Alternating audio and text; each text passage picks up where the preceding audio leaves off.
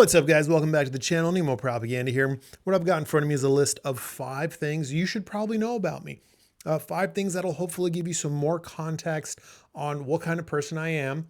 And some of this stuff you might not like. So these might be 5 reasons that you might not like my content, or I might not be the right reviewer for you, right? Or these might be some things you just kind of want to keep in mind as you watch my content and interact with me. So the first thing is, I'm not the most polite person. I do try to be somewhat polite, but like I answer 99% of my comments.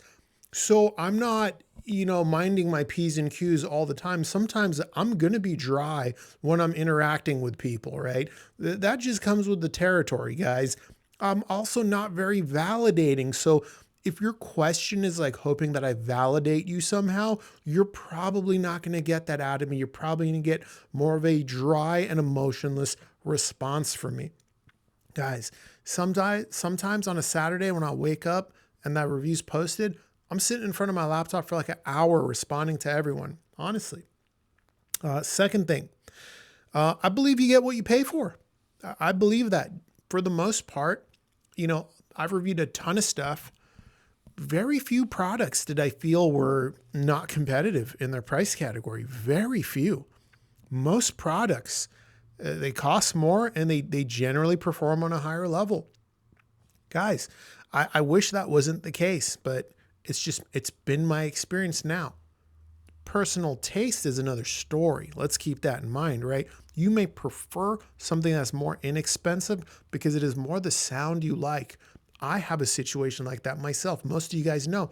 If you've been following the body of my work for a long time, you guys have seen me review many very expensive speakers, from the $14,000 a pair Franco Serblin Accordo that I absolutely loved, the Spendor Classic 3-1 that was $4,500, the Arundel 1528 was $4,500, the Cabas Murano, another $4,500 speaker. There's been a lot of speakers that are fairly expensive, but anytime someone asks what's my favorite speaker, I always say the Bucard S400 Mark II. That's my favorite speaker.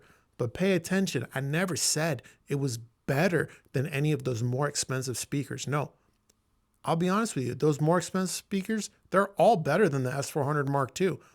I just like the S400 Mark II sound. That's a situation where my preference just happens that I like this more inexpensive product. But for the most part, if we're just talking about technical capability, I do believe, generally speaking, you do get what you pay for in this hobby. Especially with amplifiers, honestly, especially with amplifiers. Are some of them a little too expensive? Maybe, but I mean, I've heard amps that are like 7K, man, and they were good. They were really good. Another thing you might not like about me, I'm not into specs or measurements. I don't care about them. And matter of fact, I don't like them. I think they cause more trouble than they're worth in this hobby. Oftentimes I see people that are super wrapped up into the specs and the measurements. And I see so many people walk away from a product they're considering because of a spec or a measurement they don't like. They haven't even heard the product. They just took it off their list because of a spec or a measurement. I'll give you a recent example. I interacted with a guy in the comments section of the Arundel 1528 video who said he was going to buy the speaker, but he's not going to buy it because it doesn't have a THX rating. I asked him, what does a THX rating do? He didn't know what a THX rating did. He had no idea what THX measures at all. I said, okay, so we can both agree that all you know about the THX rating is it's just a third party saying, yeah, product good, right? That's like the limit of your knowledge. And he's like, yeah. And I'm like, and you're going to take the product off your list because Arundel won't give money to another company to say, yeah, speaker good. And he's like, yeah. And to me, that was just crazy. That was absolutely crazy, but it is what it is. But, some of you guys just a little bit too much wrapped up with those measurements. I don't like them. I think oftentimes they're not useful. They're not helpful. They cause more confusion than they're worth. They're not apples to apples usually. Here's another example. Amplifier wattage can be rated very differently by the various brands. Some companies might do 20 to 20 wideband at a certain distortion threshold. If another company does also 20 to 20, but at a different distortion threshold. That is not an apples to apples comparison. But guess what? Most companies don't even do 20 to 20. Some do 40 to 20. Some do 100 hertz to 20 kilohertz. And some companies measure just at 1 kilohertz with very various distortion thresholds. Amplifier wattage is not equal, even within the same brands from unit to unit, believe it or not, for some companies, guys. It's almost become a meaningless number. And it's unfortunate, but that's the truth. That's the truth. It is what it is. And that's just another reason I don't care about measurements or specs. I just don't care about them. Another one, and this might be a big deal for some of you guys. I've actually had people unsubscribe for this, and that's okay. I don't listen to audiophile music.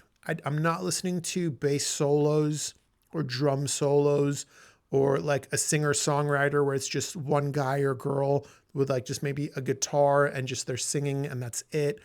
I don't listen to that extremely simple trade show music. I'm just not into that. I'm mostly listening to death metal, hip hop, pop music, EDM. That's the kind of stuff I'm into. Do I have some audiophile tracks? Sure. But I don't sit back and listen to like an orchestral piece or a violin solo. Even though I do love the sound of the violin, that's just not what I listen to. I'm not assessing speakers with their ability to recreate musical instruments in mind, primarily because I don't think speakers really recreate musical instruments. In my opinion, a violin live has bite to it. That's a sharp sound live. And I think if a speaker conveyed a violin with 100% realism, I think most people wouldn't like it. It's a very aggressive sound in person. And usually audiophiles want the opposite. Most want a sound that is soothing on the ears and easy and resolving and, real magical. To me, hi-fi is not, it's not really about accuracy, but I digress. The point there was I don't listen to audiophile trade show style music. The last one, I don't care about circuit design, amplifier topology, or internal parts selection of speakers, amps, or DACs. I don't care about that. I don't think that's any of my business. I don't think it's my job to open up products, peek inside, and critique the part selection. I'm not an engineer. I don't know anything about that kind of stuff. And I'll be honest, I think a lot of the people that talk about that stuff don't know a whole lot about it either. But, maybe I'm just being judgmental, but because I have limited knowledge on the topic and I've seen people make mistakes. And I'm like, if with my limited knowledge, I can see people making mistakes. Anyways, I digress. I don't think that stuff matters. Like by all means, if you're an engineer and you want to be like hypercritical, go ahead. But I think if the product sounds good, I don't care what kind of capacitor it has. Unless there's some issue with reliability perhaps or longevity. I think that matters, but I don't care if an amp uses expensive capacitors or inexpensive ones, or if a speaker's crossover components are uber high-end mega dollar expensive for the price category or relatively basic and simple.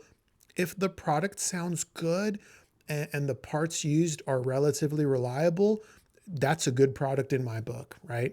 So that's the list, guys. If any of those have you unsubscribe, it was good having you around for as long as I had you. No hard feelings, but I just wanted to kind of have this like little transparency chat with everyone so you guys kind of know, who you're interacting with, whose content you're watching. And because, look, the last thing I want is someone to make a buying decision based on something I've said without, really understanding what my kind of like hi-fi value system is and, what the things I look at and consider are. So yeah, I just thought this would be a fun video to make. Holler if you have any questions. This YouTube channel does have a free Discord server. Link is in the description of all my videos. Until next time, take care.